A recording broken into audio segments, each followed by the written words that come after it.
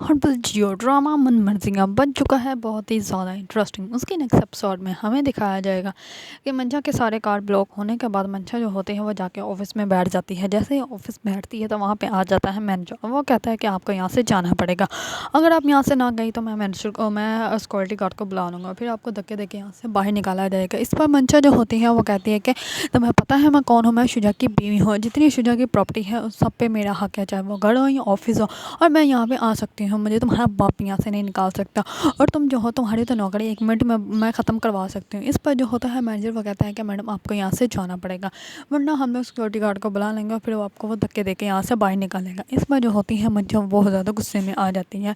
दूसरी तरफ मोहित जो होता है वो मंचा को देता है आइडिया और उसको कहता है कि जैसे ही दद्दू को होश आ जाए तो तुम्हें चाहिए कि तुम उनके पास जाओ और उनके पास जाकर उनकी जिम्मेदारी करो, उनका हाल पूछो, और उसके बाद उनको कहो कि वो तुम्हारी प्रॉपर्टी का जो हिस्सा है वो तुम्हारे नाम कर दें। इस पर मंचा जो होती है वो कहती है कि हाँ ये आइडिया ठीक है। मोहित भी है वो जानबूझ के उसके साथ ये सब कुछ कर रहा है, क्योंकि जैसे ही प्रॉपर्टी उसके नाम लगेगी तो उसके बाद वो प्रॉपर्टी उससे हासिल कर लेगा और मंचा के हाथ में कुछ भी नहीं रहेगा। और फिर मंचा का एहसास होगा कि वो जिस पैसे के पीछे भाग रही थी वही पैसा ही उसके पास नहीं रहा। दूसरी तरफ जो होता है आदिल वो हमज़ा को कहता है कि अगर इन लोगों ने शुजा को माफ़ कर दिया तो मैं शुजा को जान से मार दूंगा। इस पर हमज़ा जो होता है वो कहता है कि ये लोग जो हैं वो बिल्कुल भी शुजा को माफ़ नहीं करेंगे, तो क्योंकि तुम्हें पता है जो है हादी वो भी उसी के खून में से है, तो वो बिल्कुल भी उसको माफ़ नहीं करने देगा, क्योंकि वो उसकी बहन का मामला है। अगर किसी और का मामला होता तो फिर भी कोई माफ़ कर देता, लेकिन इस दफ़ा तो बिल्कुल भी नहीं।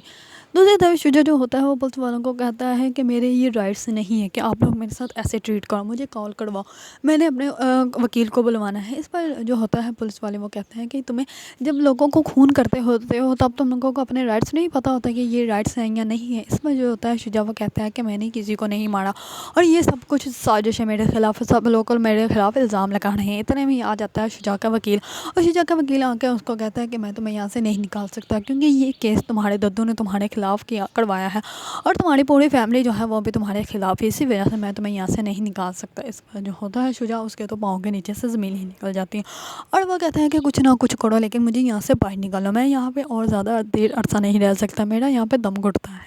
इस पर वकील जो होता है वो कहता है कि नहीं मैं कुछ भी नहीं कर सकता, अब तो सिर्फ पीछे पे ही पता चलेगा कि तुम्हारे साथ क्या होना है और क्या नहीं।